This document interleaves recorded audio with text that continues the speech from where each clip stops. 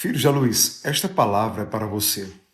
Talvez você esteja passando por um momento só de erros, pecados grandiosos, e você, em seu pensamento e sua consciência, diz assim diante do seu Criador, diante do seu Deus: Deus, por que eu erro tanto, por que eu peco tanto, porque eu não consigo ser fiel a Ti na minha jornada aqui na Terra. Quero que você saiba que antes de você, muitas pessoas já erraram e passaram por tudo que você está passando. Quando você vai estudar a vida dos 12 apóstolos, eu quero aqui te incentivar a isso, pegar a vida de cada um dos discípulos e estudar o perfil dele. Você vai estudar o lifestyle, o estilo de vida lifestyle, o estilo de vida de cada um deles. Pessoalmente, cara, eu estudei a metade, 6, 7, mais ou menos, da história dos discípulos, o perfil deles. Quando você chega na história de Pedro, é assustador as cagadas que Pedro fazia. Pedro só fazia merda. Sério, filho da luz? Irmãos queridos, Pedro só fazia merda. Pedro só dava cagada diante de Jesus. Não porque era pescador. Não era por isso. Pedro era um profissional terrível, um baita profissional, que tinha barcos, que tinha pessoas trabalhando com ele. Era seu irmão André, Pedro, Tiago e João, filhos de Zebedeu e Salomé, a sua mãe. Eles trabalhavam juntos na pescaria. Mas interessante é que Pedro só fez besteira, só fez merda em toda a sua história, até um dia ele encontrar Jesus. Depois que ele encontrou Jesus, ele continuou fazendo merda, dando cagada, errando, vacilando. Todo mundo sabe o que é isso, porque todo ser humano que come farinha e feijão, ele erra na vida. Ele é pecável, imperfeito e só faz besteira também.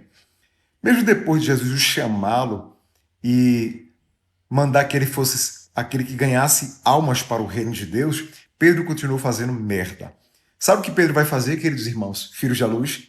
Pedro, ele ousa dizer que nunca negaria Jesus. E Pedro negou Jesus 3 vezes e o galo cantou. Mas sabe o que eu aprendo, filhos da luz? A melhor história vem agora.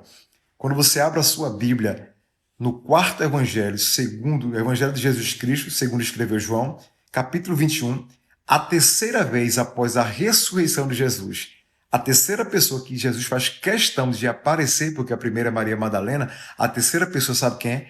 É o homem que tinha 3 nomes. Pedro é o homem de 3 nomes. Você sabe quais são esses nomes? Coloca aí, digita aí. Jesus vai em Tiberíades, no mar da Galileia, e Pedro reconhece quem está ali. Eles estão com a fogueira, Jesus manda assar pão, assar o peixe, pega o pão, e Jesus faz 3 perguntas para ele, você conhece. Simão, filho de Jonas, um dos nomes que ele era conhecido. Amas-me mais do que estes? E é interessante que Jesus ressuscita, e antes de voltar para o céu, porque ele passou 40 dias na terra, sabe o que acontece? Ele vai se encontrar com um homem que está amargurado, com o coração ferido. Pedro está transfigurado até a morte, porque ele morreu sabendo que ele tinha negado Jesus 3 vezes. Mas Jesus foi lá curar ele. E ele se tornou um maior dos líderes dos discípulos, pastor na igreja de Jerusalém. A sombra de Pedro curava. Olha que coisa maravilhosa. Então eu quero te dizer, neste dia, por maior pecado que você tenha cometido, erros, cagadas, misérias que você tenha cometido, que alguém possa te condenar, colocar o dedo na tua cara, nada disso importa. Filho da luz, querido irmão, querida irmã, você que está numa vida aí machucada, mesmo que você faça merda, cagada todo dia, aprenda uma coisa.